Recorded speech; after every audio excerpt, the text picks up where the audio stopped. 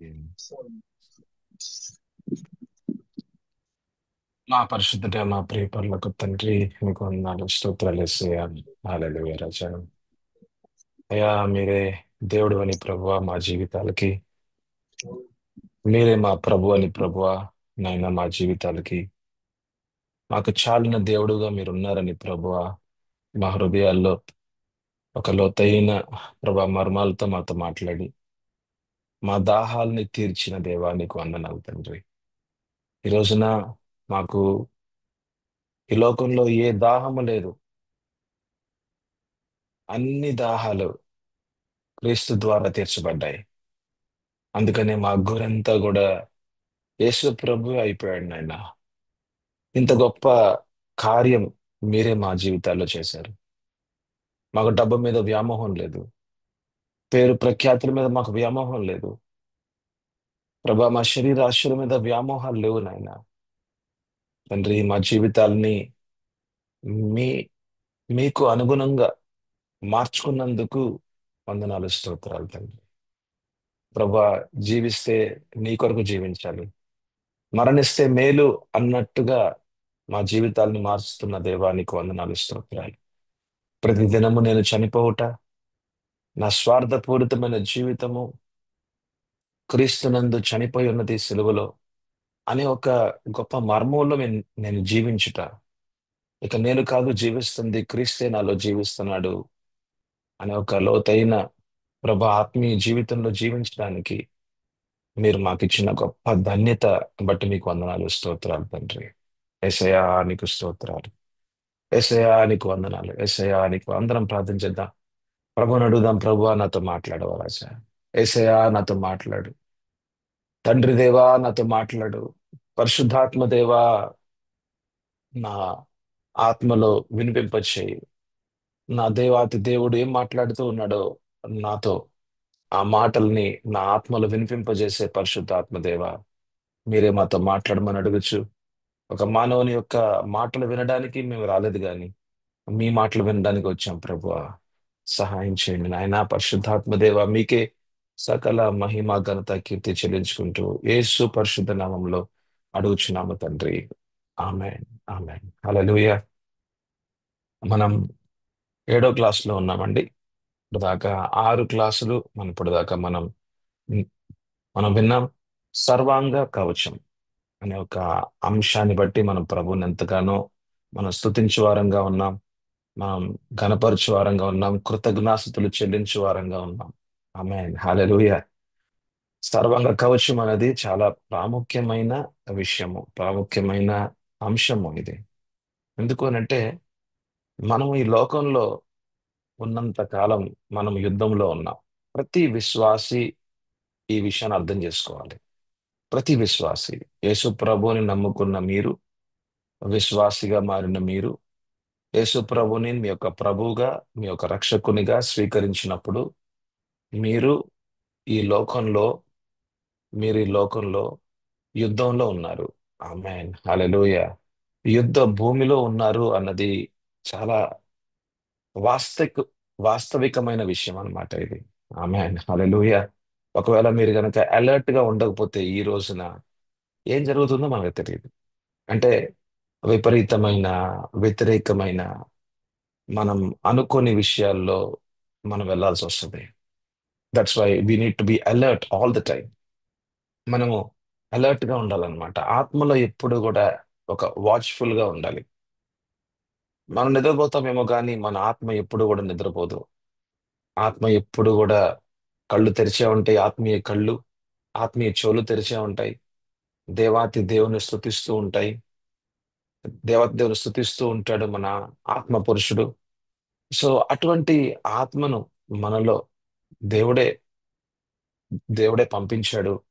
దేవుడే ఆయన ఆయనే మన ఆత్మని వృద్ధిపరుస్తూ ఉంటాడు. ఆమేన్. హల్లెలూయా. అయితే మన ఆత్మీయ జీవితం అనేది ప్రతి దినము శక్తివంతంగా ఉండాలి అంటే సర్వాంగ కవచం ధరించుకొని, అంటే సర్వాంగ కవచము అంటే ఆ యొక్క కవచంలో ఉన్న ప్రతి ఒక్క భాగము అది మన దైనిక జీవితంలో మనం అవలంబించుకుంటూ, అప్లై చేసుకుంటూ, మన మీదకి వస్తున్న ప్రతి ఒక్క బాణాలని నష్టపరుస్తూ, బాణాలు ఎక్కడి నుంచి వస్తున్నాయండి? అపవాది రాజ్యం నుంచి బాణాలు వేస్తూ ఉంటాడు. అంధకార రాజ్యం నుంచి మన మనసు మీద అబద్ధాలు మాట్లాడుచూ ఉంటాడు. మన హృదయం మీద ఒక నిరాశను తీసుకురావడానికి ప్రయత్నం చేస్తూ ఉంటాడు. మనల్ని ఎక్కడ ముందుకెళ్ళనీయకుండా చేయడానికి ఆటంకపరుస్తూ ఉంటాడు. ఎవరినో వాడుకుంటూ ఉంటాడు. చాలా దగ్గరగా ఉన్న వాళ్ళనే వాడుకుంటూ మనల్ని ముందుకెళ్ళనీయకుండా చేస్తాడు అపవాది. అయితే ఈ లోకం అపవాది చేతుల్లో ఉన్నది అన్నది చాలా స్పష్టంగా కనబడుతూ ఉంటదన్నమాట మన చుట్టూ పరిస్థితులను బట్టి. అయితే వీటన్నిటి మధ్యలో మనము ఎలాగా ఎదుర్కోవాలి? ఎలాగా మనకి ఇవ్వబడిన పిలుపులో ముందుకు వెళ్ళాలి? మనకి ఇవ్వబడిన మన యొక్క కుటుంబంలో మనం ఎలాగా కలిసిమెలిసిగా ఉండాలి? ఐక్యతగా ఎలాగా మనం బ్రతకాలి? భార్యాభర్త ఇద్దరు కూడా ఐక్యత కలిగి, ఒక మనసు కలిగి, ఒక ఉద్దేశం కలిగి ఎలాగ ముందుకెళ్ళాలి? ఇది అసాధ్యమైన కార్యం. మానవునికి ఇది అసాధ్యమైన కార్యం. ఐక్యతలో ఉండాలి అంటే, రెండు మనసులు ఒకటిగా మారాలి అంటే ఇది అసాధ్యం. అది సాధ్యం కాదు. కేవలం దేవునికి మాత్రమే అది సాధ్యం. అయితే మరి ప్రభులో ఎలాగ మనం విజయోత్సాహంలో ఒక విజయునిగా దేవుని యొక్క విజయాన్ని మనం పొందుకున్నాం. అయితే ఆ యొక్క విజయాన్ని ప్రతి దినము కూడా మనం అనుభవించాలి. క్రీస్తు యేసు ప్రభు ద్వారా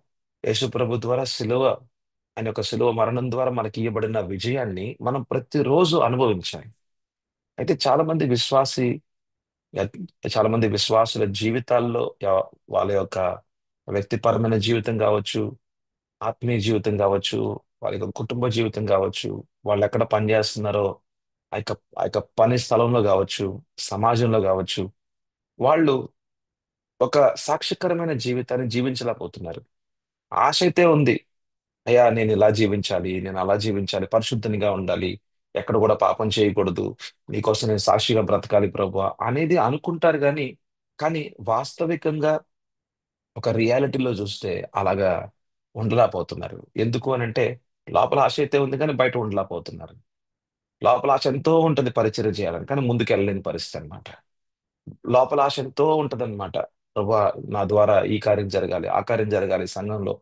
కానీ సంఘ పరిచర్లో ముందుకు వెళ్ళలేని పరిస్థితి. ఎందుకంటే ఎక్కడో ఆటంకాలు వస్తూ ఉన్నాయి, వస్తూ ఉన్నాయి, వస్తూ ఉన్నాయి. ఎవరి ద్వారానో పనులు చేస్తూ ఉన్నాడు అపవాది.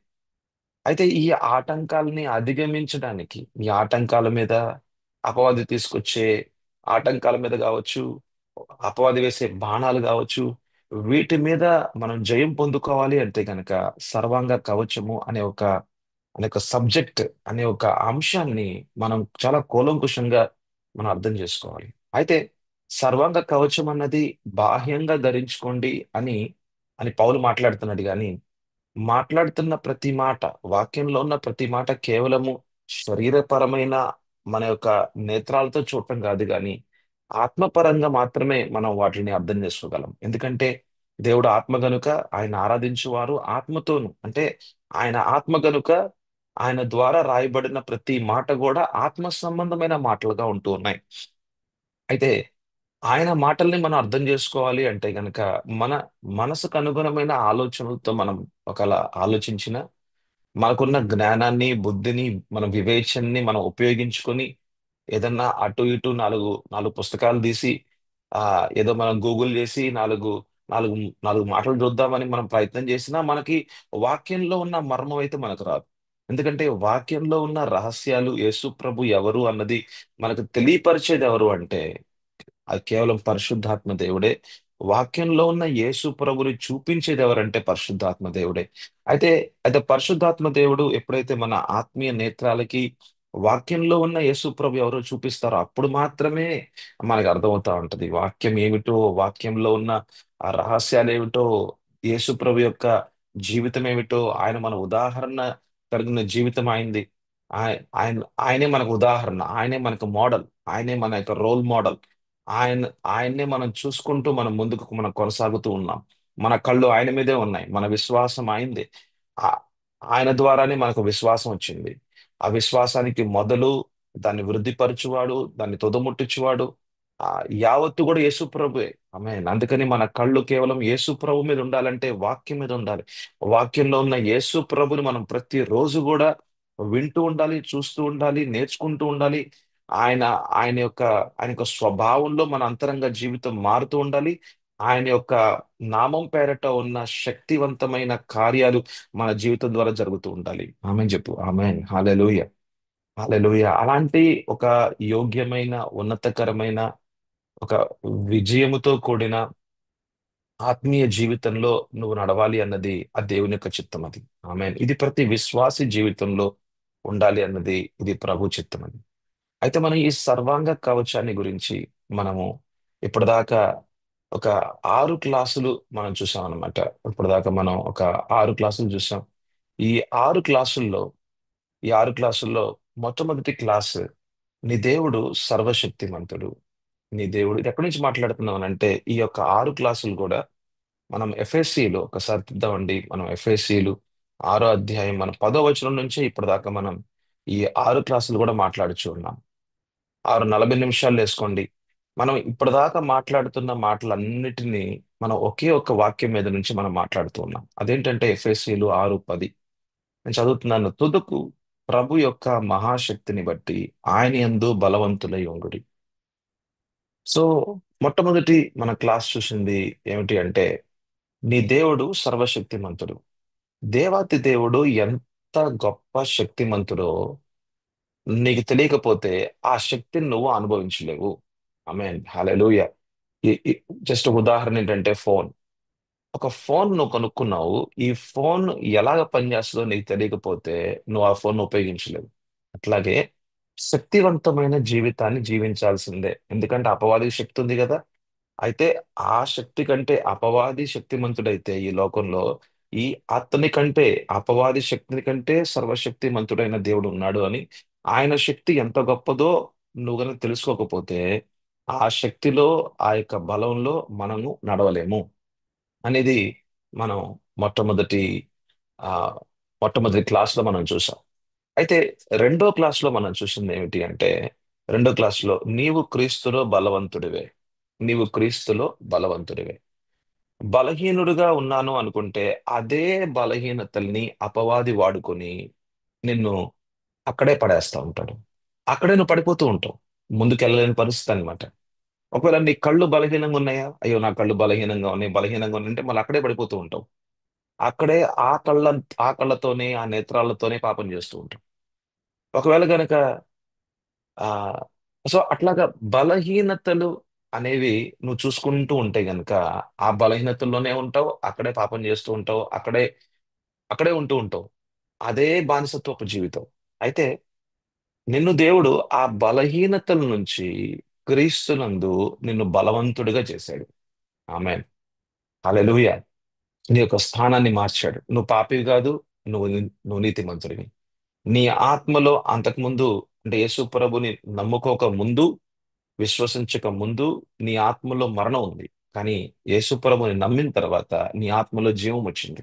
నీ ఆత్మలో పునరుద్ధానపు ఆత్మతో, దేవుని ఆత్మతో నీ ఆత్మలో కార్యం చేసి మరణాన్ని జీవంలోకి మార్చాడు. అంటే నీ ఆత్మలో ఆశీర్వాదాలతో నింపాడు, జీవంతో నింపాడు, నిన్ను ఎన్నుకున్నాడు, ఏర్పాటు చేసుకున్నాడు, వేరుపరుచుకున్నాడు. నీ ఆత్మని బలపరిచే పని మొదలుపెట్టాడు. అందుకనే నువ్వు క్రీస్తులో బలవంతుడివే. సో ఈ మాటలు మనం రెండో రెండో వర్తమానం లేకపోతే రెండో క్లాసులో, మన రెండో పాఠంలో మనం విన్నాం. అయితే మూడో పాఠం ఏంటంటే, క్రీస్తులో నీ నూతనమైన స్థానం అనే ఒక మాట, అనే ఒక అంశాన్ని, లేకపోతే అనే ఒక లెసన్ ని, అంశం కాదు అనే ఒక లెసన్ ని మనం విన్నాం, అనే ఒక పాఠాన్ని, మూడో పాఠం మనం విన్నాం. నీ నూతనమైన స్థానం. నీ పాత స్థానం ఏంటి? మన ఎఫ్ఎస్సిలో 2:1-2 చూసినట్లయితే మనం చచ్చిన వారంగా ఉన్నామంట, మనం పాపులంగా ఉన్నామంట, మనం మనం అవిధేయులుగా ఉన్నామంట, మనం శాపగ్రస్తులుగా ఉన్నామంట, బానిసలంగా ఉన్నామంట. సో మనం అనాథలుగా ఉన్నామంట. ఇదంతా ఏంటంటే ఇది మన పాత స్థానం. ఇది పాత స్థానం ఎవరి ద్వారా వచ్చింది? ఆదాము ద్వారా. ఆదాము ద్వారా వచ్చిన స్థానమేమో అది. కానీ క్రీస్తు ద్వారా మనకి ఇవ్వబడిన నూతనమైన స్థానము. ఆమె హల్లెలూయా. నువ్వు దేవుని కుమారుడివే, ఆశీర్వదించబడిన వాడివే, ఏర్పాటులో ఉన్నవాడివే, వేరు చేయబడిన వాడివే, నువ్వు పరిశుద్ధుడివే. అంటే దేవుడు పరిశుద్ధుడు, నువ్వు పరిశుద్ధుని కాదు కానీ పరిశుద్ధతలో నువ్వు ఎదుగుతున్న వాడివే. ఆమె నీ నీ యొక్క పాత్రలో అంతకుముందు స్వార్థపూరితమైన ప్రేమ ఉంది. అది అదొక కలంకమైన ప్రేమ, అదొక మలినంతో కూడిన ప్రేమ, స్వార్థపూరితమైన ప్రేమ.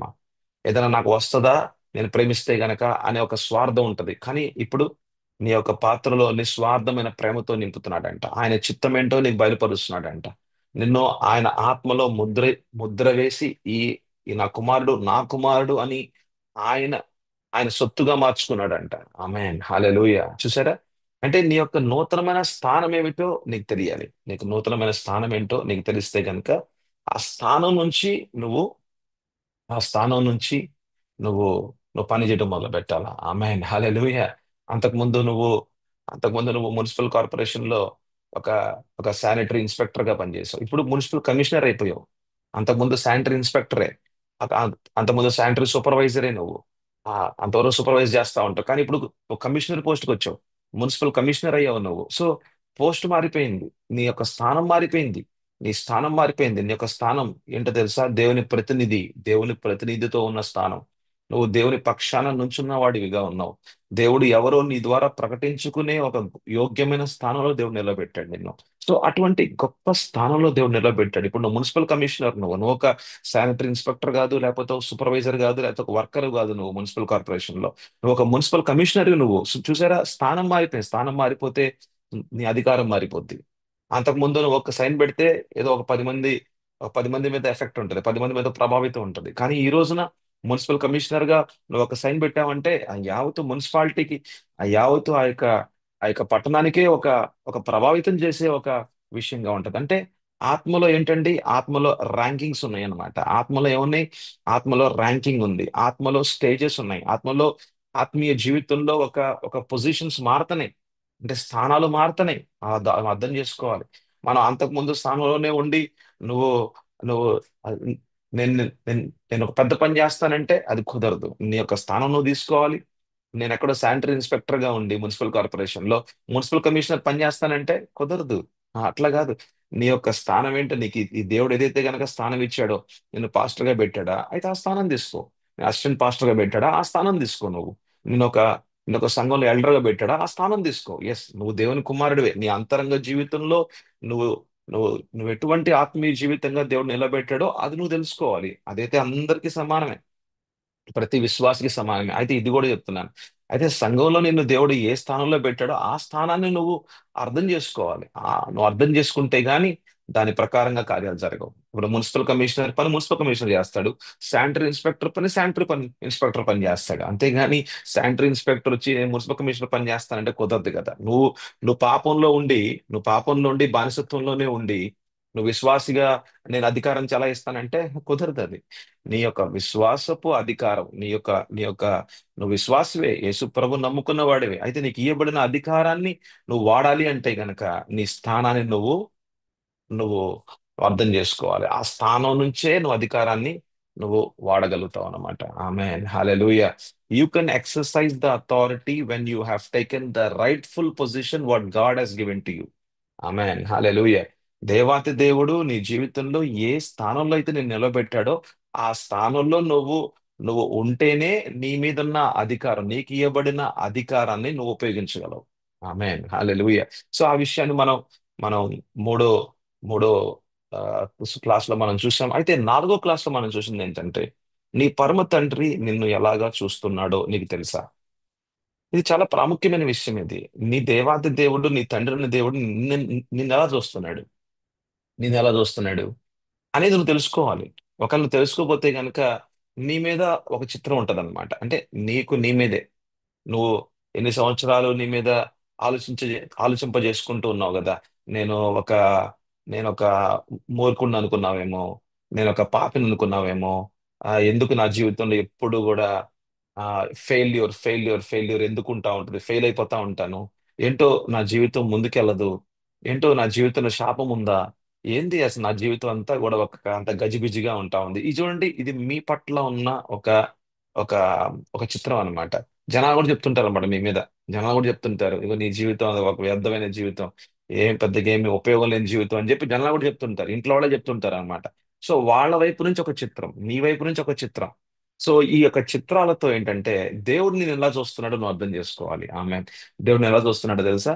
ఆ దేవాది దేవుడు పరమ తండ్రి ఎలా చూస్తున్నాడంటే, నీవు నీవు ఈ భూమి సృష్టింపక మునిపే నువ్వు ఎన్నుకోబడిన వాడివి, నువ్వు ఒక విలువైన పాత్రవి. ఆమేన్, హల్లెలూయా. మనం చచ్చిన వారంగా ఉన్నప్పటికి కూడా మనల్ని క్రీస్తులో ఇలా చూస్తున్నాడు అనమాట. క్రీస్తులో మనల్ని చూస్తున్న ఆ యొక్క చిత్రాన్ని మనం గనక అర్థం చేసుకుంటే నువ్వు ధైర్యవంతురాలుగా ఉంటావు, నువ్వు ధైర్యవంతుడిగా ఉంటావు. అందరి ముందు నుంచొని పాట పాడమంటారు, అందరి ముందు నుంచొని ఒక ముందుకొచ్చి ఒక పాట ప్రార్థన చేయమంటారు. ఎందుకు చేయం మనం? ఎందుకు భయపడతా ఉంటాం? వాళ్ళేమనుకుంటున్నారా, వీళ్ళేమనుకుంటున్నారా, వీళ్ళేమని అనుకుంటాడా, నా గురించి అనుకుంటాడా, ఎవరో ఏదో అనుకుంటాడు కాబట్టి మనం భయపడుతున్నాం. మరి దేవాది దేవుడు, మరి ఆ పరమ తండ్రి నీ పట్ల ఏమనుకుంటున్నాడో, నిన్ను ఎలా చూస్తున్నాడో తెలిస్తే నీకు ధైర్యం. ఆమేన్, హల్లెలూయా. మళ్ళీ చెప్తున్నాను, జనాలు ఏమనుకుంటారో అని నువ్వు ముందుకు రాలేవు నువ్వు.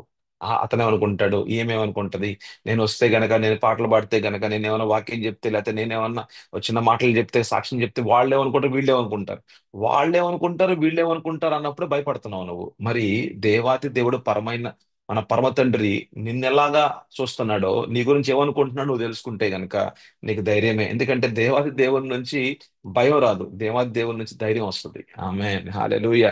అందుకనే నీ పరమ తండ్రి నిన్ను ఎలా చూస్తున్నాడో నీకు తెలిస్తే నువ్వు ఎవరి ముందన నుంచుంటావు.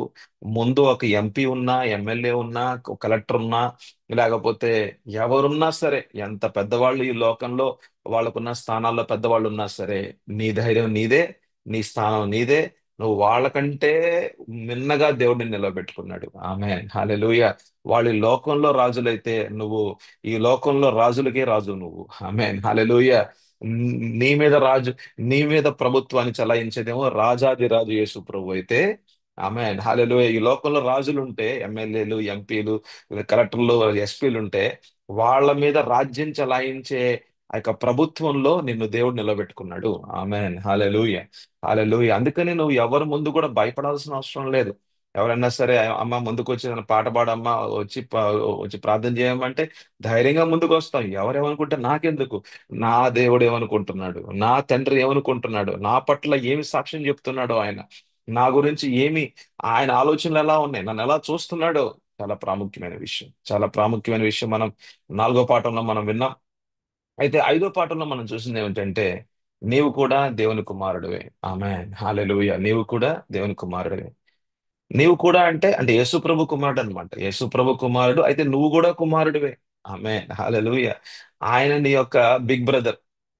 Jesus is your big brother. అంటే ఆయన ఆయన మీ యొక్క పెద్దన్న. మనం ఎవరు? ఆయన తమ్ముళ్ళం అన్నమాట. యేసు ప్రభు తమ్ముళ్ళం మనం.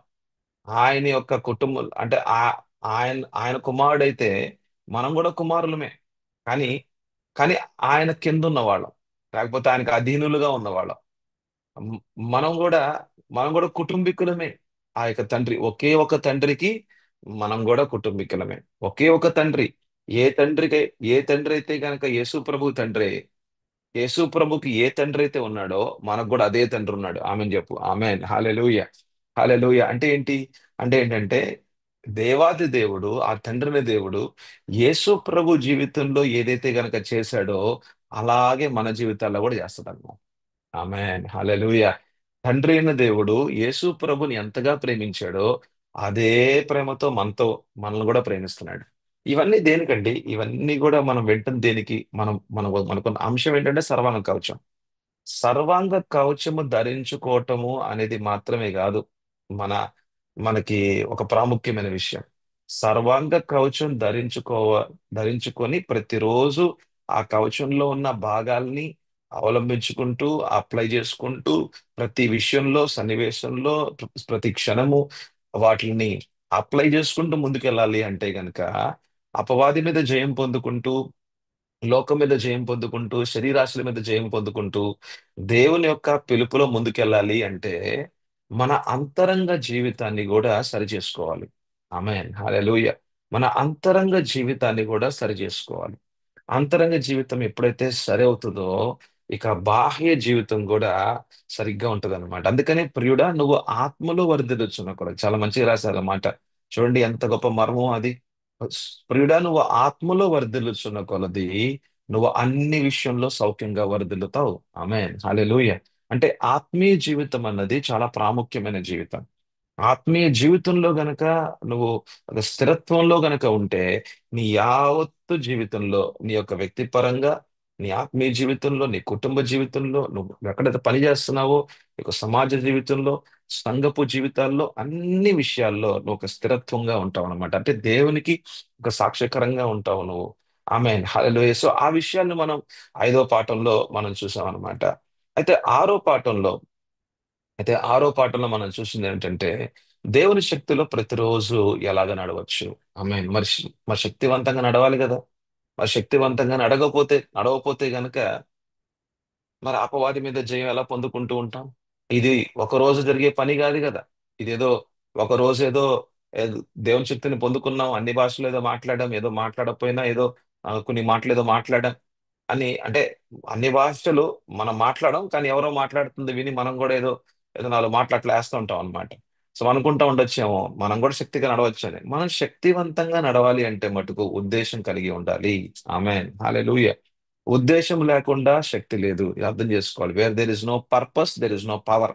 PP. Where there is no purpose of God there is no power of God. So ఎక్కడైతే గనక దేవుని ఉద్దేశం లేదో అక్కడ దేవుని శక్తి లేనే లేదు. అక్కడ దేవుని శక్తి లేనే లేదు. ఆ విషయాన్ని మనం అపోస్తుల కార్యాలు మనం 1వ అధ్యాయం 1 నుంచి 4 వరకు మనం చూసాం. దానిలో యేసు ప్రభు బెటాన్ అంటే యేసు ప్రభు దేవుని రాజ్య విస్తరణ అన్నది ఆయన జీవితం ద్వారా జరిగింది. అయితే ఇంకా దేవుని రాజ్య విస్తరణ అనేది ముగించబడలేదు యేసు ప్రభుతో. అది విస్తరించబడడానికి ఆ దర్శనం అన్నది దేవాతి దేవుంది. అంటే ఏంటంటే అంటే తండ్రి అయిన దేవుడు తన కుమారుడికి ఇయ్యబడిన దర్శనము. ఆ దర్శనాన్ని తన శిష్యులైన అపోస్తులైన ఏర్పరచుకున్న అపోస్తులకి అందజేశాడు, అప్పగించాడు. అయితే ఆ దర్శనం అన్నది నెరవేర్పులోకి రావాలి అంటే గనక ప్రభు చెప్పిన మాట ఏంటంటే యెరూషలేంలోనే ఉండండి, మీ మీదకి పరిశుద్ధాత్మ దేవుడు దిగి వస్తాడు. మీ మీదకి పరిశుద్ధాత్మ దేవుడు వస్తాడు. అంటే పరిశుద్ధాత్మని కుమ్మరించేది ఎవరు? యేసు ప్రభువే. యేసు ప్రభువే కుమ్మరిస్తాడు పరిశుద్ధాత్మని. పరిశుద్ధాత్మతో నింపుతాడు, శక్తితో నింపుతాడు, బలవంతులుగా చేస్తాడు. ఆ శక్తిలో ప్రతిరోజు నడవడానికి కావలసిన దర్శనాన్ని కూడా ముందే మాట్లాడాడు. ఉద్దేశాన్ని కూడా మాట్లాడాడు. వీళ్ళందరూ కూడా అవును అవును, ఈ దర్శనంలో ఈ యొక్క ఉద్దేశంలో మేము కూడా ఒకటిగా ఉన్నాము అని వాళ్ళు కూడా ప్రభుతో మాట్లాడుంటారు. అయితే అక్కడ ఒక అగ్రిమెంట్ ఉంది, అక్కడ ఒక కమిట్మెంట్ ఉంది, అక్కడ ఒక అక్కడ ఒక లోతైన కమిట్మెంట్స్ ఉన్నాయి, ఒక సంబంధం ఉంది, ఒక అధీనత్వం ఉంది. క్రీస్తు యొక్క ఆ యొక్క ఆదేశాలకి దర్శనానికి అనుగుణమైన ఒక అధీనత్వం ఉంది, ఒక విధేయత ఉంది, దీనత్వం ఉంది, ఒక ఖాళీ పాత్రగా చేసుకున్న ఒక సిద్ధపాటు ఉంది. అందుకనే అపోస్తుల 2వ అధ్యాయంలో చూస్తే పరిశుద్ధాత్మతో నింపబడ్డారు. 120 మంది వాళ్ళు ఆత్మతో నింపబడ్డారు. వాళ్ళందరూ కూడా శక్తిమంతులుగా మారారు. ఆమేన్ హల్లెలూయా. అంటే దేవుని యొక్క శక్తి, యేసు ప్రభు వారి యొక్క శక్తి, అంటే క్రీస్తు యొక్క శక్తి ఎంత గొప్పదో, అది ఎంత మహాశక్తిమంతుడైన క్రీస్తు ఉన్నాడో ఆయనే మన ద్వారా అంటే ఆ రోజున చూస్తే 120 మంది ద్వారా వాళ్ళ ద్వారా ఆయన శక్తి ఎంత గొప్పదో ఆయన ప్రకటించుకోవడానికి ఒక దినం అంటే పెంతెకోస్తు దినాన్ని దేవుడు ఏర్పాటు చేసుకున్నాడు. ఆమేన్ హల్లెలూయా. హల్లెలూయా. చూసారా, దేవుని శక్తిలో ప్రతిరోజు ఎలాగ నడవచ్చు. ఎప్పుడైతే ఉద్దేశం నీకు ఉంటుందో దేవుని సువార్త, రాజ్య సువార్త నా ద్వారా ప్రకటింపబడాలి, దేవుని రాజ్యంలో ఉన్న శక్తి, బలము, అధికారము నా ద్వారా కనబరచబడాలి. దేవుని రాజ్య విస్తరణ అన్నది యేసు ప్రభు ద్వారా ఎలా జరిగిందో అది నా ద్వారా కూడా జరగాలి. అదే పరిశుద్ధాత్మ దేవుడు యేసు ప్రభుని ఎలాగా అభిషేకించాడో నన్ను కూడా అభిషేకించి వాడుకుంటాడు అని నువ్వు నమ్మి విశ్వసించి, ఇది కేవలం పాస్టర్తో మాట్లాడట్లేదు, ఇది ప్రతి విశ్వాసతో మాట్లాడుతున్న మాటలు ఇవి. ఎందుకంటే అపోస్తుల కార్యాలు 1వ అధ్యాయం 1 అన్నది 1 నుంచి చూసినట్లయితే అవి కేవలం అపోస్తులకి మాత్రమే ఇయ్యబడిన మాటలు కాదవి. ఆ వాగ్దానం అన్నది కేవలం అపోస్తులకి ఇచ్చుంటే గనుక, మరి అపోస్తుల కార్యం 2:17 చూసినట్లయితే గనుక అక్కడ చాలా వ్యత్యాసంగా రాస్తుంది. ప్రతి ఒక్కరి మీద దేవుని ఆత్మ కుమ్మరింపు ఉంటది అన్నది రాస్తుంది. ప్రతి శరీరం మీద అని రాస్తుంది అక్కడ. ప్రతి శరీరం మీద, ప్రతి ఒక్కని మీద ఆత్మ కుమ్మరింపు అన్నది అది దేవుని చిత్తంగా మనం చూస్తున్నాం అన్నమాట. సో ఆత్మ కుమ్మరింపు, ఈ వాగ్దానపు నెరవేర్పు అన్నది కేవలము ఒక ఎన్నుకోబడిన ఏర్పాట్లో ఉన్న వేరు చేయబడిన ఆ శిష్యులతో లేకపోతే ఆ యొక్క అపోస్తుల మీద మాత్రమే కాదు కానీ ప్రతి విశ్వాసి పట్ల ఉన్న ఒక ప్రాముఖ్యమైన వాగ్దానపు అనుభవం ఇది. వాగ్దానపు అనుభవం ఇది. ఆమె హల్లెలూయా. అయితే మనం ఇప్పటిదాకా ఈ 6 క్లాసులు మనం చూసి ఉన్నాం.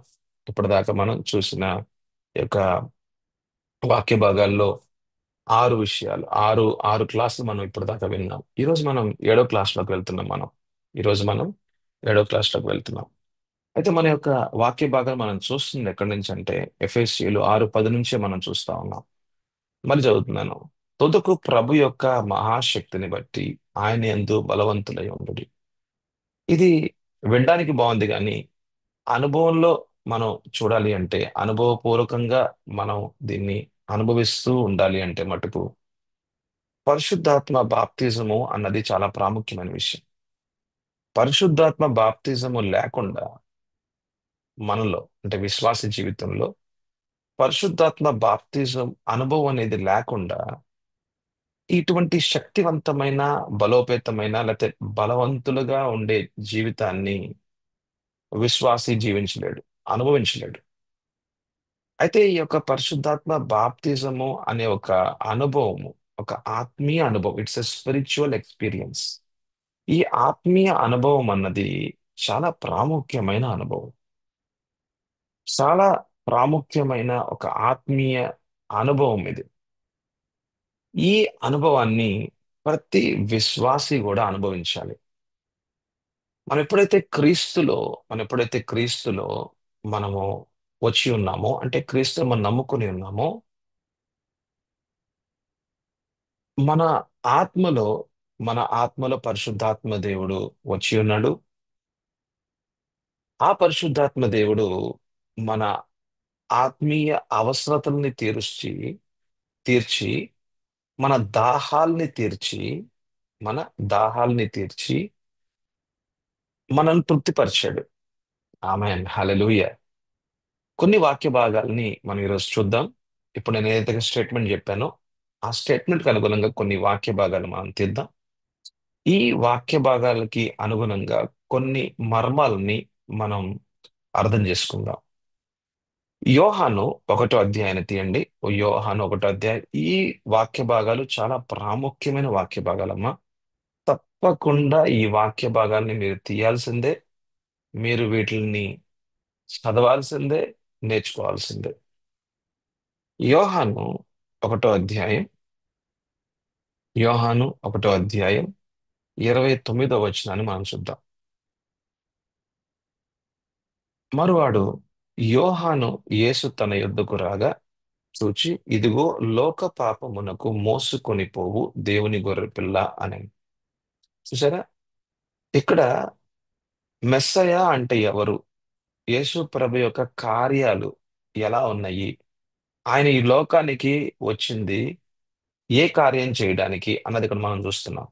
లోక పాపమునను మోసుకొని పోవు అంటే యేసు ప్రభు ఈ లోకానికి వచ్చిన ముఖ్యమైన ఒక ఒక ముఖ్యమైన ఉద్దేశం ఏమిటి అంటే లోక పాపాన్ని తీసివేయడానికి.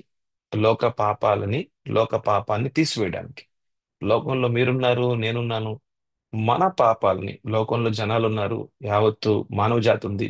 మానవ జాతి మీదున్న పాపాన్ని తీసివేయడానికి ఆయన గొర్రె పిల్లగా, దేవుని గొర్రె పిల్లగా ఈ లోకానికి పంపబడ్డాడు. అంటే గొర్రె పిల్ల వధింపబడాలని, పాపానికి శిక్ష, ఆ ప్రాయశ్చిత్తం ఏమిటంటే మరణమని, ఆ మరణము ఈ గొర్రెపిల్ల మీద వేసుకొని గొర్రెపిల్ల వధించబడితే పాపం మీదున్న పాపం మీదున్న కోపము, దేవుని యొక్క క్రోధము, పాపం మీదున్న దేవుని యొక్క క్రోధము అది యేసు ప్రభు మీద అది తీసివేయబడి, యేసు ప్రభు వధించబడి, గొర్రెపిల్లగా వధించబడి, దేవుని గొర్రెపిల్లగా పంపబడిన యేసు ప్రభు వధించబడి, శిలువ మీద మరణించబడి, ఈ మానవ జాతి యొక్క, దానిలో మీరున్నారు, నేనున్నాను, మన యొక్క యావత్తు పాపాన్ని ఆయన మీద ఆయన తీసుకుని, ఆ పాపాన్ని తీసివేయడానికి అంటే ఎక్కడి నుంచి తీసివేయడానికి, దేవాతి దేవునికి మనుషునికి మధ్యలో అడ్డుగోడగా ఉన్న పాపాన్ని తీసివేసి, మనిషిని అంటే మానవుణ్ణి మళ్ళీ దేవునికి ఒక సంబంధంలోకి తీసుకొని రావాలి అనే ఒక ముఖ్యమైన, అతి ప్రాముఖ్యమైన కార్యము అన్నది యేసు ప్రభు ద్వారా జరిగింది. ఆమేన్, హల్లెలూయా. ఆమేన్ చెప్దాం. ఆమేన్. అయితే కేవలం యేసు ప్రభు, he's not only a saviour. ఆయన కేవలం మన యొక్క రక్షకుడు మాత్రమే కాదు కానీ ఆయన మనల్ని పరిశుద్ధాత్మతో బాప్తిజం ఇచ్చు దేవాతి దేవుడు కూడా. ఆమేన్, హల్లెలూయా. కేవలము మన ఆత్మని రక్షించిన దేవుడు మాత్రమే కాదు, మన ఆత్మలో కావలసిన శక్తిని, కావలసిన బలాన్ని కూడా నింపే దేవుడు కూడా. ఆమేన్ చెప్పు. ఆమేన్, హల్లెలూయా. అయితే మన యోహాను 1 ఇదే అధ్యాయంలో 32 వచనం చూద్దాం. ఇదే అధ్యాయంలో యోహాను 1:32 నుంచి 34 చదువుతున్నానండి. 32 to 34, John 1, the gospel of John. యోహాను సువార్త 1వ అధ్యాయము 32 నుంచి 34. మరియు యోహాను సాక్ష్యం ఇచ్చుచు, ఆత్మ పావురము వలె ఆకాశము నుండి దిగి వచ్చుట చూచుకుని, ఆ ఆత్మ ఆయన మీద నిలిచెను. 33, నేను ఆయనను ఎరుగునైతిని గాని నీళ్లలో బాప్తిజం ఇచ్చుటకు నన్ను పంపిన వాడు నీవేనని నీవేనని మీద ఆత్మ దిగి వచ్చి నిలుచుట చూతువో, ఆయనే చూడండి ఇక్కడ, ఆయనే పరిశుద్ధాత్మలో బాప్తిజం ఇచ్చువాడని నాతో చెప్పాను. చూసారా, ఆయనే అంటే యేసు ప్రభు కేవలము, మన పైన 29 వచనం ఏం చూసాం, యేసు ప్రభు రక్షకుడు అని మనం చూసాం.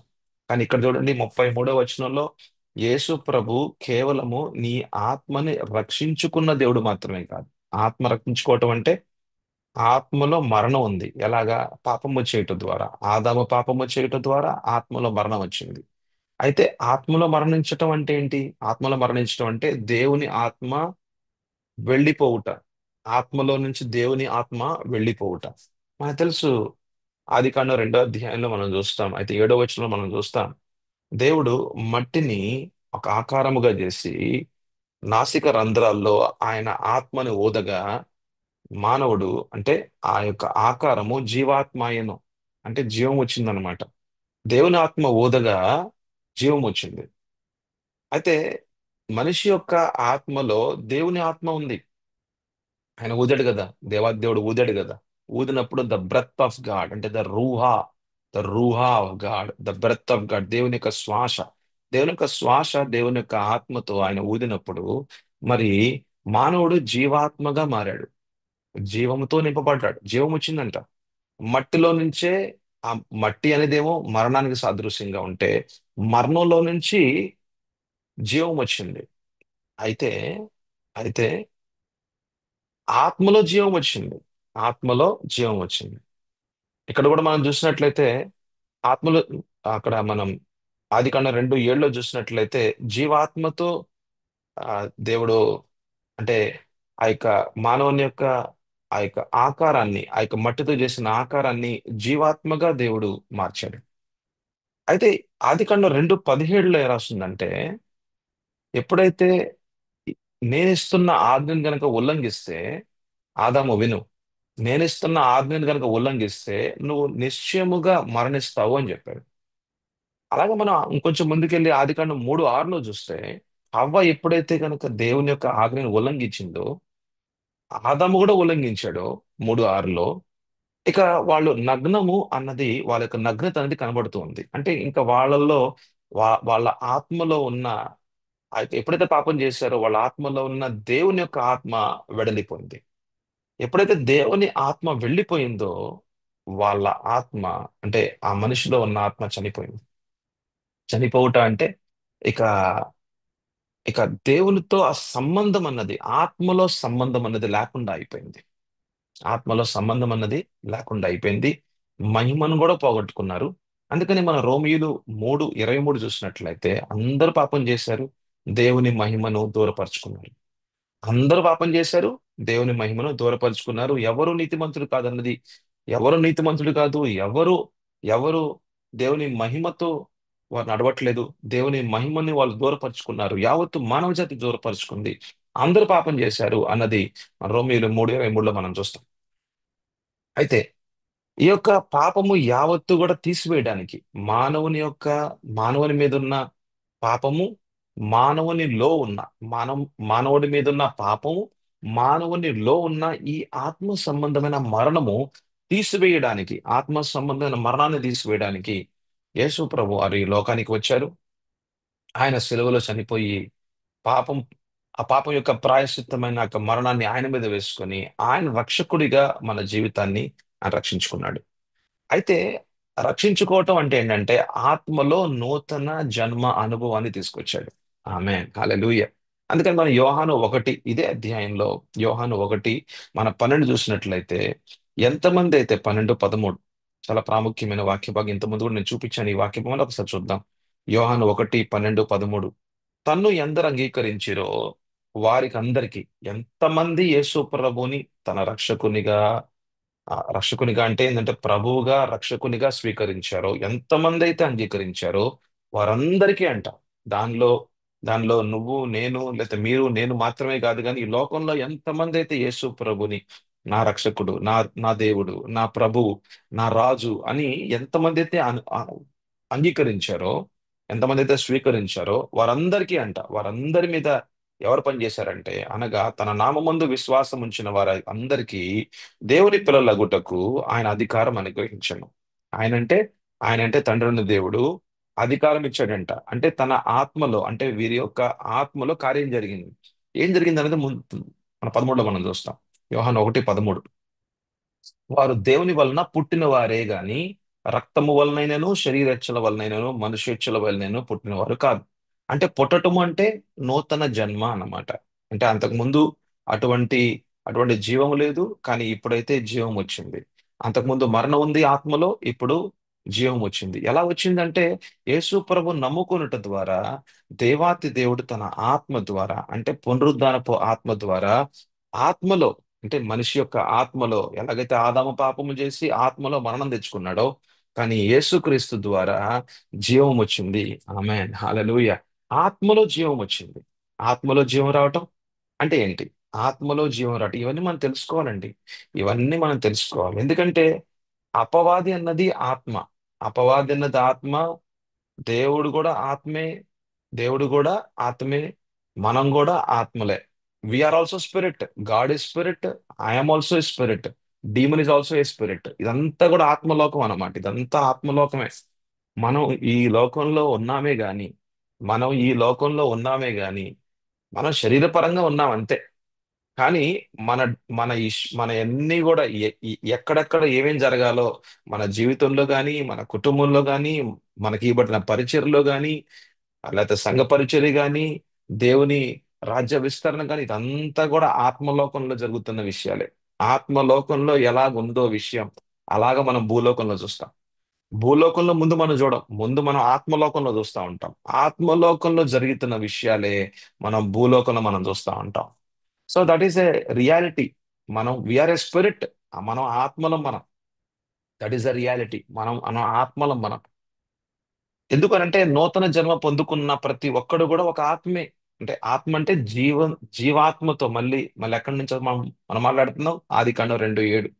ఎలాగైతే ఎప్పుడైతే మళ్ళీ దేవుని ఆత్మతో ఆయన ఊదాడో, ఆయన ఎప్పుడైతే ఆత్మతో ఊదాడో, ఎలాగ జీవాత్మగా మారిందో, ఆ యొక్క మట్టి యొక్క రూపము జీవాత్మగా మారిందో, అలాగే అలాగే దేవుని యొక్క కార్యం దేవుని యొక్క కార్యం చూడండి ఇక్కడ, వారు దేవుని వలన పుట్టిన వారే. ఆమె నూతన జన్మ పొందుకున్న వారే. ఎంతమంది యేసు ప్రభు నమ్ముకున్నారో వారి ఆత్మలోనంట, వారి ఆత్మలో దేవుడు జీవాన్ని తీసుకొచ్చాడు. Amen hallelujah. వారి ఆత్మలో జీవాన్ని తీసుకురావటం అంటే ఏంటి? వారి ఆత్మలో జీవాన్ని తీసుకురావటం అంటే ఏంటి? చాలా ప్రాముఖ్యమైన బేసిక్ ఫౌండేషన్స్ చెప్తున్నాను నేను. ఒక బేసిక్ ఫౌండేషన్స్ ఇవి. ఇవి మనం తప్పకుండా అర్థం చేసుకోవాలా. ఇవి అర్థం చేసుకోకుండా మనం సర్వంగ కవచము, యుద్ధము, ఇవన్నీ పెద్ద పెద్ద మాటలు ఇవన్నీ కూడా. ఇవన్నీ పెద్ద పెద్ద మాటలు. సర్వంగ కవచము, యుద్ధము, ఆ పరిచర్య, సంఘ పరిచర్య, నేను నేను ఒక నేను ఒక దైవజనుణ్ణి, లేకపోతే నేను యోధుణ్ణి, ఇవన్నీ పెద్ద పెద్ద మాటలు ఇవన్నీ కూడా. మనం అటువంటి పెద్ద పెద్ద మాటలు మనం ఇప్పుడే మాట్లాడుకోకూడదు. మనం చిన్నపిల్లలు ఉన్నప్పుడు చిన్నపిల్లల మాటలు మాట్లాడుకోవాలా.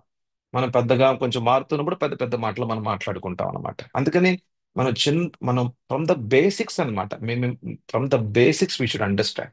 ఫ్రమ్ ఏబిసి మనం అర్థం చేసుకోవాలి. సర్వంగ కవచం అంటే ఏదో ఒక పైన ఒక ఏదో హెల్మెట్ ఉంది, ఆ ఛాతి మీద ఒక నీ- నీతి నీతి వస్త్రం, ఆ ద బ్రెస్ట్ ఆఫ్ రైచియస్నెస్, లేకపోతే నీతియుక్తమైన ఆ యొక్క ఆయుధం ఉంది, మన చేతుల్లోనేమో ఖడ్గం ఉందని నాలుగు మంచి మాటలు మాట్లాడుకోవటంలో ఉపయోగం లేదు. మన లోపల జీవితం అన్నది ఒక సరైన రీతిగా దేవుని వాక్యానికి అనుగుణంగా అది కట్టబడితేనే అది కట్టబడితేనే బాహ్య జీవితం అన్నది, ఆత్మీయ జీవితం అన్నది, సర్వాంగ కవచాన్ని ఉపయోగించుకునే విధానం అన్నది కరెక్ట్ గా ఉంటది అనమాట. ఆమేన్, హల్లెలూయా. అయితే ఆత్మలో నూతన జన్మ అనుభవము అనేది ఏం చేసింది అసలు? ఏం చేసింది మన జీవితాన్ని అనేది ఒకసారి మనం యోహాన్ 4వ అధ్యాయం తీద్దామండి. చాలా ప్రాముఖ్యమైన ఈ రోజు మనం మాట్లాడుతున్న మాటలు బేసిక్స్ ఇవన్నీ కూడా. ఇవి చాలా బేసిక్స్. ఇవి తప్పకుండా మనం తెలుసుకోవాలి. యోహాను 4వ అధ్యాయం, మనం 13, 14 చదువుతున్నాను. అందుకు యేసు, ఈ నీళ్లు త్రాగు ప్రతి వాడును మరలా దప్పిగొనును. అంటే ఈ లోకంలో నీకు తృప్తి ఉండదు అన్నమాట. ఈ లోకంలో నీకు సమాధానం ఉండదు, తృప్తి ఉండదు. ఆశ, ఆశ, ఆశ ఎప్పుడు ఉంటూనే ఉంటది అనమాట. ఇదేంటి? నీ మనసులో ఉన్న ఆలోచనకు అనుగుణమైన ఆశలు ఇవన్నీ కూడా. అయితే అంటే నీ ఆత్మలో ఇంకా కార్యం జరగలేదు కదా. నువ్వు ఎప్పుడైతే యేసుప్రభు నమ్ముకోలేదో నీ ఆత్మ ఒక మరణంలో ఉంది కదా. ఆత్మలో కార్యం జరగలేదు అంటే నీ అవసరాలు నువ్వే తీర్చుకుంటూ ఉంటావు అన్నమాట. నీకు సమాధానం కావాలా, ఏదో చేసుకుంటూ ఉంటావు. ఆ, అదే మెడిటేషన్. ఆ కొండ మీద పోతావు, ఈ కొనకు పోతావు, ఎక్కడో ఎక్కడో ఒంటరి కూర్చుంటావు. ఈ సమాధానం కోసం జనాలు చేస్తా ఉంటారు. సమాధానం కోసం ఏయో పనులు చేస్తుంటారు. ఒంటరిగా కూర్చుంటారు, వాళ్ళ కళ్ళు మూసుకుంటారు, ఏదో చేస్తుంటారు, ఏదో మెడిటేట్ చేద్దాం అనుకుంటారు. వాళ్ళ మనసులంతా కూడా ఆ ఒక ఒక ఒక దాని మీద కేంద్రీకరిస్తారు, కానీ వాళ్ళ సమాధానం ఏమి ఉండదు. వాళ్ళ నిజమైన సమాధానం అనేది ఉండదు. అంటే ఈ లోకంలో నీకు సమాధానం లేదు. ఈ లోకంలో నీ అవసరాలు నువ్వు తీర్చుకోలేవు. నువ్వు ఎన్ని తీర్చుకుందాం అనుకున్నా అవసరాలు మళ్ళీ కనబడుతూనే ఉంటాయి. నీకు డబ్బు ఒక 10 లక్షలు వచ్చినా ఇంకా కావాలంటావు, ఇంకా కావాలంటావు. అంటే ఆశలు ఎప్పుడు తీరవు అనమాట. అదే ఒకసారి 14 వచ్చిన చూడండి. నేనిచ్చు నీళ్లు త్రాగు వాడెప్పుడును దప్పికొనడు. అంటే ఇక్కడ పరిశుద్ధాత్మ దేవుడు ఒక వ్యక్తి జీవితంలోకి వస్తున్నాడు అనమాట. అంటే ఇది ఎవరిస్తున్నారు? ఇది ఎవరు పంపిస్తున్నారు? దేవుని నుంచి వస్తున్న నీళ్ళు అన్నమాట. నీళ్ళు అంటే పరిశుద్ధాత్మ దేవుడి గురించి మాట్లాడుతున్నారు ఇక్కడ. ఎప్పుడు వచ్చాడు పరిశుద్ధాత్మ దేవుడు? ఎప్పుడైతే నువ్వు యేసు ప్రభుని నీ యొక్క ప్రభువుగా, రక్షకునిగా స్వీకరించావో అప్పుడు వచ్చాడు అనమాట నీ ఆత్మలోకి పరిశుద్ధాత్మ దేవుడు. పరిశుద్ధాత్మ దేవుడు ఎప్పుడైతే నీ లోపలికి వచ్చాడో నీ దప్పికలను తీసేశాడంట. ఏం చేశాడు? నేను వానికిచ్చు నీళ్లు నిత్య జీవమునకై వానిలో ఊరడి నీటి బుగ్గగా. బుగ్గగా అనేది ఇట్స్ ఏ సింగులర్ ఫామ్ లో రాశారు ఇక్కడ. Singular. It's a spring of water. ఇది వాటర్ స్ప్రింగ్ అన్నమాట. స్ప్రింగ్స్ అని రాయాల. స్ప్రింగ్స్ అంటే బుగ్గలు. ఇక్కడ బుగ్గగా అనే మాట రాస్తుంది. It's a singular word. మనకు తెలుసు ఇంగ్లీష్ లో సింగులర్ ప్లూరల్ అనేది చాలా బేసిక్. మనకు తెలుసు ఆ విషయం. సింగులర్ అని అంటే ఒక్కటే అన్నమాట. అది ఎవరికంటే ఆ వ్యక్తికే. ఎవరైతే యేసు ఎవరైతే యేసు ప్రభుని తన ప్రభువుగా, రక్షకునిగా స్వీకరించారో వాళ్ళ జీవితంలోకి ఎవరొచ్చారంట? నీటి బుగ్గగా, ఊరడి నీటి బుగ్గగా ఉన్న వచ్చిన పరిశుద్ధాత్మ దేవుడు. Spring of water. అంటే పరిశుద్ధాత్మ దేవుడు ఏం చేస్తుంటాడంట? వానిలోకి వచ్చి వానిలోకి వచ్చి వాళ్ళ ప్రతి దినము యొక్క అవసరతల్ని తీరుస్తూ ఉంటాడంట. ఆమెన్ చెప్పు. ఆమెన్, హల్లెలూయా, హల్లెలూయా, హల్లెలూయా. అంటే మన అవసరాలు ఏంటి? సమాధానం అవసరమా? సమాధానం ఇస్తాడు. నీకు ఆనందం అవసరమా? ఆనందం ఇస్తాడు. నీకు ఎక్కడ తృప్తి లేదా? నీకు తృప్తిని ఇస్తాడు. నీకైనా సంతోషం అవసరం? సంతోషాన్ని ఇస్తాడు. యావత్తు అవసరాలు నీ ఆత్మ, ప్రాణ, శరీర నీ కుటుంబ అవసరాలు యావత్తు కూడా పరిశుద్ధాత్మ దేవుని ద్వారా దేవాది దేవుడు కార్యం చేస్తాడు. అలాగా చేయబడిన నీ ఆత్మీయ జీవితంలో నీ యొక్క వ్యక్తిపరమైన అవసరాలు యావత్తు కూడా తీర్చబడతాయి. అందుకని ఇక్కడ యేసుప్రభు అన్నారంటే, నేనిచ్చు నీళ్లు త్రాగువాడెప్పుడు దప్పికొనడు. దప్పిక అనేది ఉండదు. అంతకుముందు దప్పిక ఉంది. అంతకుముందు అవసరాలు ఉన్నాయి. ఆ అవసరాలు నువ్వే తీర్చుకుంటూ ఉన్నావు. అయినా మళ్ళీ అవసరాలు వస్తూనే ఉంటాయి. అది ఎక్కడ కూడా తీరదన్నమాట. కానీ దేవుడు ఆయన ఆత్మను పంపించి నీ ఆత్మలో నూతన జన్మ అనుభవాన్ని తీసుకొచ్చాడు చూసారా. మనం చూసాం యోహాను 1:13 పుట్టిన వారి నూతనంగా పుట్టిన వారి దేవుని ద్వారా పుట్టిన వారి నీ ఆత్మలో నూతన జన్మను తీసుకొచ్చిన వాడుగా ఉన్నాడు. అంటే నూతన జన్మలో వచ్చింది పరిశుద్ధాత్మ దేవుడు రాగా నీ ఆత్మలోకి నూతన జన్మ అనుభవం వచ్చింది. ఆమేన్, హల్లెలూయా. హల్లెలూయా. అప్పుడేం జరిగింది? నీ అవసరాలు యావత్తు కూడా పరిశుద్ధాత్మ దేవుడు తీరుస్తూ ఉంటాడు. ఆమేన్. ఈరోజు ఎందుకంటే చాలా మంది డబ్బు కోసం, పాస్టర్లు ఎందుకు ఇంత ఇంత డబ్బు కోసం తిరుగుతున్నారు? డబ్బు డబ్బు డబ్బు డబ్బు డబ్బు. చాలా మంది పాస్టర్లు చూడండి, డబ్బు డబ్బు డబ్బు. ఈరోజు ఎందుకు చాలా మంది మీద కేసులు ఉన్నాయి? మనకు తెలుసు, ప్రాఫెట్ భజిందర్ సింగ్ మీద కేసు. ఈ దేనికి అంటే అత్యాచారం మీద. మనం కొన్ని దినాల ముందు చూసాం.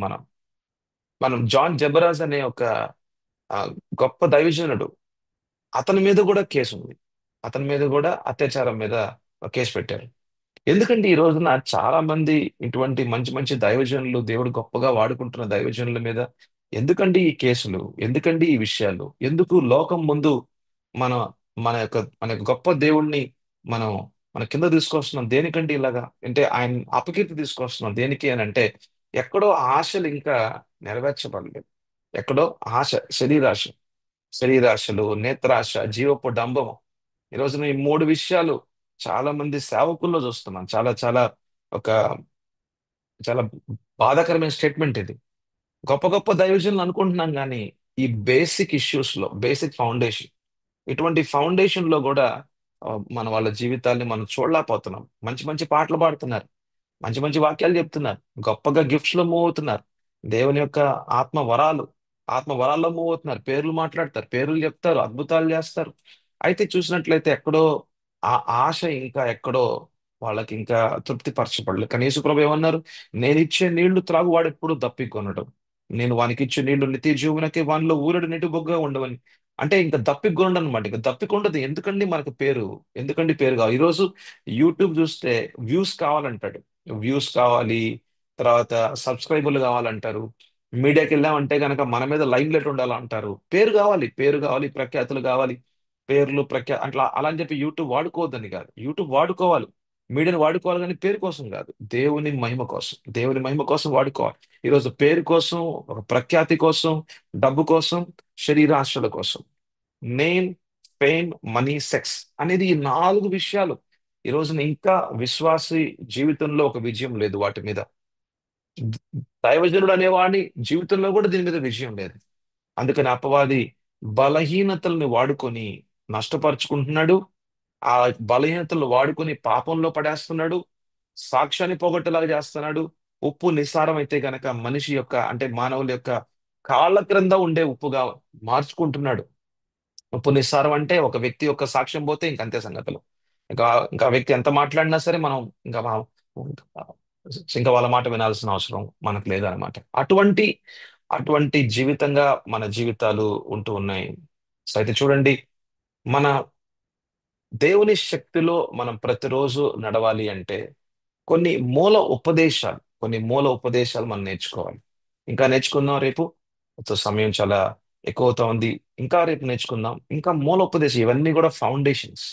దేవుని శక్తిలో ప్రతిరోజు నడవాలి అంటే, అపవాది మీద జయం పొందుకుంటూ సర్వాంగ కవచాన్ని ఉపయోగించుకుంటూ ముందుకు వెళ్ళాలి అంటే, మన అంతరంగ జీవితంలో కొన్ని మూల ఉపదేశాలు మనం నేర్చుకోవాలి. సరే, చిన్న ప్రార్థన చేసుకుందాం. మళ్ళీ రేపు పొద్దున 5ంటికి మళ్ళీ కలుద్దాం. ప్రభువా మీకు వందనాలు, స్తోత్రాలు యేసయ్య. నాయన, మూల ఉపదేశాల్ని మేము తెలుసుకోవాలి. కొన్ని మూల ఉపదేశాలు నాకు తెలుసా? కొన్ని మూల ఉపదేశాలు నీకు తెలుసా? ప్రభా, నాయన, ఒక ప్రశ్న మేము వేసుకోవాలి తండ్రి. అయా, మూల ఉపదేశాలని మేము నేర్చుకోవాలి, మేము వినాలి, మేము తెలుసుకోవాలి, మేము నేర్చుకోవాలి, మేము వాటిని నమ్మాలి. ప్రభా, వాటిలో మా అంతరంగ జీవితాలు నిర్మాణం చేయబడాలి. ఆమేన్. హల్లెలూయా. నిర్మాణం చేయబడాలి. ఎవని ఆత్మీయ జీవితం అయితే నిర్మాణం చేయబడుతుందో వాళ్ళ ద్వారా ప్రభా నీ ఆత్మ కార్యాలు జరుగుతాయి. ప్రభా ఇది అర్థం చేసుకునే కృపను మాకు దయచేయండి. ప్రభా ప్రతి విశ్వాసి నాయన పైపైన ఏదో నాలుగు మంచి మాటలు వింటూ ప్రభా ఆ రోజు అలా జరిగిద్దిలే అనుకుంటాడు, కానీ చివరికి నిరాశగా జీవిస్తాడయ్యా. ప్రభా కొన్ని వాస్తవాల్లో మేము జీవించాలి. ఏదో కల్పనలో, ఏదో ఒక స్వప్నాల్లో, దర్శనాల్లో కాదు మేము జీవించేది. అయ్యా మా అంతరంగ జీవితాలు నిర్మాణం చేయబడాలి. హల్లెలూయా రాజా. ప్రతి విశ్వాసి జీవితం ప్రభా నైనా అయ్యా మీ వాక్యానుసారంగా నిర్మాణం చేయబడితే, ఒక ఒక ఫౌండేషన్ ప్రభా నన్ను వేయబడితే, పునాది వేయబడితే అతని జీవితం ప్రభా తొనకకుండా, బెనకకుండా, పిరికితనంగా ఉండకుండా, ఊగిపోకుండా స్థిరత్వంగా ఉంటది నాయన. ప్రభా అటువంటి ఆత్మీయ జీవితాలుగా మా అందరి జీవితాలు మార్చమని అడుగుచు యేసు పరిశుద్ధ నామంలో అడుగుచున్నాము తండ్రి.